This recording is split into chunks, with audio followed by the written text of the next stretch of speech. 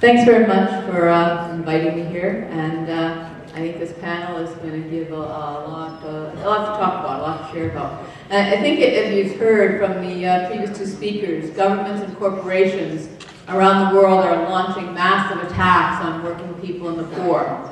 And they're telling us that we're all in it together, that their measures are necessary to keep governments from going bankrupt and to keep corporations competitive. That's certainly what they're telling us in the trade union movement. But it's not simply a question of cost trimming, cutting deficits, or bringing budgets into line. They want to use this opportunity to fundamentally change the nature of society and the role of the state. And there is no doubt that they're determined to fight this war down to the last drop of our blood. The question that's being posed is why the working class and the poor, particularly women and racialized communities, should pay the cost when we did absolutely nothing to cause this crisis. Why aren't they clamping down on the businesses that are breaking the law, using financial loopholes, continuing to make profits, giving massive bonuses to upper management? Why not nationalize the banks and the corporations, bring those profits into the public realm, do away with the deficits? Why not? Well, the answer is that the attacks are not some kind of pragmatic response to an economic crisis like Rob Ford or Harper or McGinty are telling us, but the implementation of an economic ideology intended to serve the wealthy, the 1% that you so clearly identified. And this is bringing increased suffering, increased dislocation to working people and the poor everywhere around the globe. Now the ruling class is gambling that the anger from below can be contained. And we know that there's opposition to the attacks, but resistance is not automatic. Workers and the poor, we've seen it over the last number of years, are caught between fear and anger, wanting to fight, but some sectors feeling a pessimism that we can fight and actually win. But I think the Occupy movement, and I understand there are 1,600 Occupy sites around the world, I believe was inspired, and congratulations to all of you for that. But the inspiration of people in Tahrir Square, in Tunisia, into Syria, the workers and the unemployed in Greece, people fighting back in the Indian subcontinent, in China, in Latin America, the students in Chile, and the workers and community members in places like Madison, Wisconsin, who occupied that state legislature for all the weeks that they did. This is showing those who are in power that those who are being pushed down are willing to fight. And I remember, as I was thinking of just this talk, I haven't had a lot of chance to do a lot of prep because it's been so busy this past week with the fights against the cuts and all that. But Bob Marley, who I'm sure you're familiar with, he was singing many songs of resistance. And he talked about the uprisings in the 70s and the late 60s, and he talked about the voices of the unheard. And I think what Occupy shows us today, and we hear today through the mic check and everything else you're doing, once more, the voices of the unheard. And when I first read on the Occupy Wall Street website, you know, what was said there, and I'm sure it was said on websites and Occupies all over the globe, we are the 99%. We are getting kicked out of our homes. We are forced to choose between groceries and rent. We are denied quality medical care. We are suffering from environmental pollution. We are working long hours for little pay and no rights if we're working at all. We are getting nothing, while the other 1% is getting everything. We are the 99%. And I think that brought a tremendous breath of fresh air, particularly in North America, to a very muddled political discourse.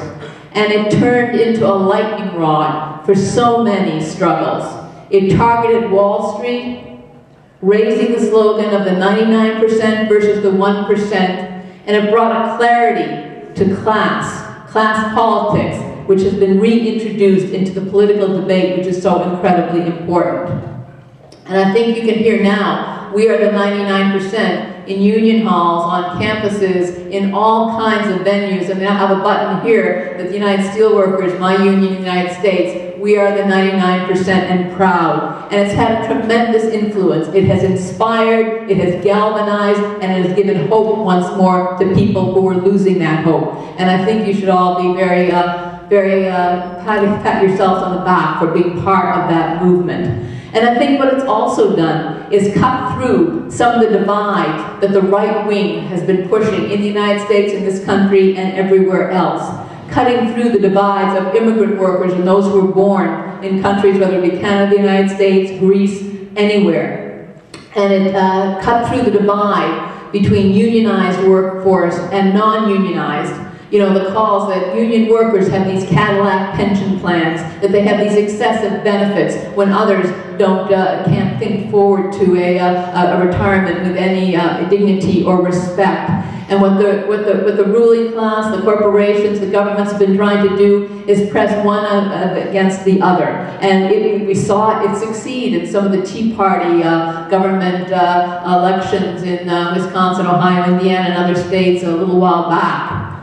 And now, the fact that Occupy was able to push right through this was incredibly important. And it doesn't mean that racism, sexism, homophobia, ableism, and all of these things have gone away, have disappeared from working class movements or Occupy movements or anywhere else. But it's made a huge difference, and people are struggling with these ideas.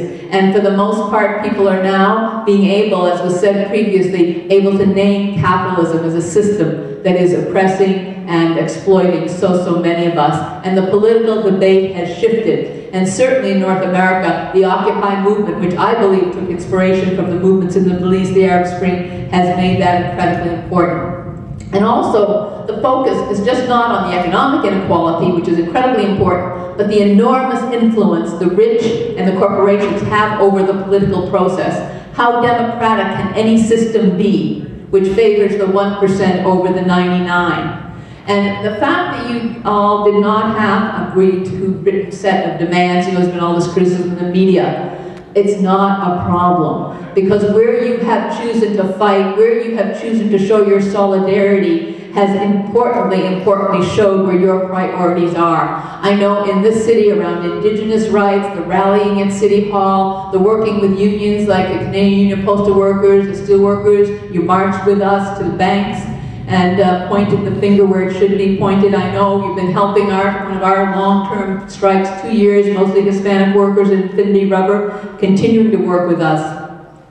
And I think in New York, Occupy Wall Street, like Judy said, joining with protests in Harlem and Bedford-Stuyvesant, black neighborhoods have been pressed for decades and decades and decades against the stop and frisk and things of that nature that the cops were doing down there. And this is incredibly important. And I just looked at varying Occupy movements in different places in North America. And I don't know how familiar you are with Occupy Cincinnati. Very vibrant grouping, A terrible right-wing government, Republicans came in, and they tried to roll back union rights in a way that we hadn't seen in decades and decades. And Occupy Cincinnati got involved in that campaign. They worked with community groups in the black and Hispanic communities. They worked with trade unions that mobilized, and they were able to get 300,000 signatures. They needed 300,000. They got 1.3 million signatures and overturned that bill through door-to-door work, rallies, going to union halls, community halls,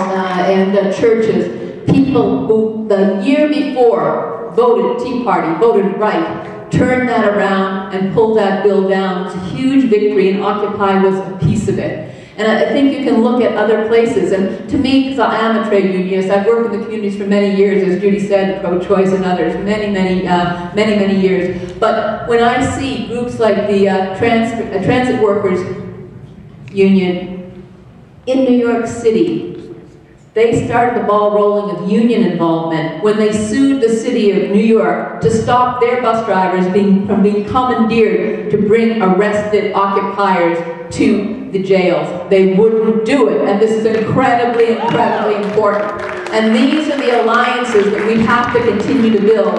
I know that union. Years ago, it was made up of primarily Irish immigrants, generation ago, but today it's practically entirely black and Hispanic transit workers. And they struck a number of years ago and against an injunction which said they didn't have the right to strike, And Roger Toussaint, who's from Trinidad and Tobago originally, he's their leader, he was jailed for that. So they had a history of struggle. They stood up and they fought alongside Occupy. I think Oakland, California, you know it probably better than I do, but what happened there was tremendously important. You know, when the cops raided that camp and a rubber bullet, severely injured, Scott Olson, an Iraq war veteran, severely injured. He got back from Iraq, he was down with the occupiers, he was hurt tremendously. And he's still not recovered from that wound. And what happened there, they continued to organize. There was a meeting in 2000, and they were able, with the support of a pretty radical union, the International Longshore Workers Union, and they were able to shut down the largest port in this country, the United States. They shut it down with the occupiers and the unionists, and teachers came out of their schools, and the newly radicalized young people, as Judy said, many had never been involved in movements before. They were learning day by day by day. And it was the Occupy movement, I believe, that inspired those workers to show the power that is theirs, to shut down that port. And I know there's an Occupy U of T, there's an Occupy Harvard, there's an Occupy on campuses all over North America. And these things are tremendously, tremendously important. And as you build a movement, as people were saying, you have to challenge. Of course you have to challenge the racism, the sexism, the ableism, all of this, the heterosexism, if you will, that is in all of our movements. And the way I think that people are able to best deal and challenge is connecting with people whom you may never have connected with before. And I think that's what was made Occupy Cincinnati so, so powerful. Because kids from white suburbs or wherever the heck they came from were working with black and Hispanic people from a whole world different from their own. And they were able to work together and savor a victory together. And it shows how unity can bring strength, collective power. Unity can bring that. And I think that's one of the huge lessons of Occupy. And I think in this city, the politics are before us. We know the fight is not over, and that whether you're down in St. James Park any longer, and you're not, and I understand Occupy Anchorage is one of the ones still standing, and they're very hardy people up there because they got their heated tents and they're still standing. But the thing is, this is a movement, it's not a place, or at least that's my view of it. It's a movement, it's not a place. The fact that so many of you have come together today shows that. And I think that when we look at here what is before us, we've seen in other areas of the United States where people have been involved in sitting in at a bank that was foreclosing on homes. We know that Toronto Community Housing is going to be selling off homes, single-family dwellings. The people do not want to leave. What kind of movement, what kind of support? There's tenants organizing, you're there. But these are the types of things, whether it's that or something else, that Occupy can show its strength to. We're certainly in the United Steelworkers talking to members of Occupy around, our strike at Infinity Rubber. We're bringing people on steelworker buses tomorrow out to the CAW Solidarity Rally in London over what's going on down there, where people who are making decent wages, they're making their skilled workers $30, $35 an hour, and they're being cut in half. That is so clear what the corporations and the government want to do. They want to bring everyone down. And I think the fact that Occupy is joining in these kind of protests is tremendously important, and labor and community have to come together and give back to you what you've given to us. And I think there are all kinds of history. I mean,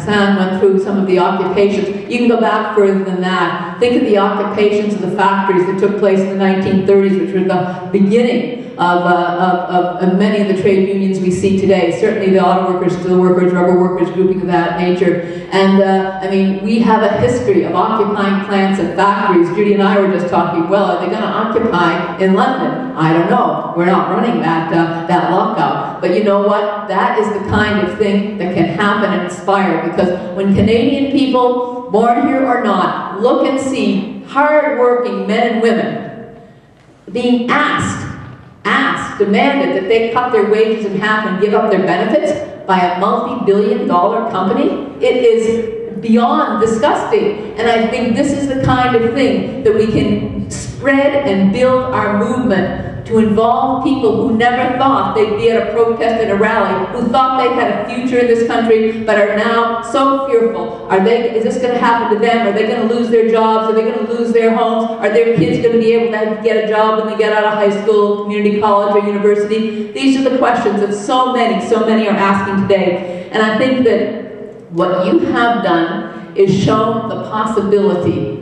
You know, another world is possible. We've been using that for a number of years now, but you've shown it, because 1,600 occupies around the world, as I mentioned earlier, shows that people are not willing to take it. We do not win every fight, not by a long shot. We know we have setbacks, but what they did in Egypt, and that is a process, not an event, and everything we're involved in is a process, not an event. What they were able to do in Egypt is overturn a despot who had been in power for 30 years, a week, a month. A year before, no one thought it could ever be possible. Well, it was possible because people together, Coptics and Muslims, came together across differences and fought that and showed it was possible. Women came out in ways they hadn't come out in that country if at all. And this is so tremendously important. It shows what's possible. And I think that's the inspiration that Occupy has given all of us and everyone. We should allow ourselves to be inspired by what we see, and I wish you the very best in your deliberations today, tonight, tomorrow, and the next. And I know your movement, though it may have changed, it is strong, it's immediate, it's going forward, and it will make a real difference. So thank you very much for all you've done.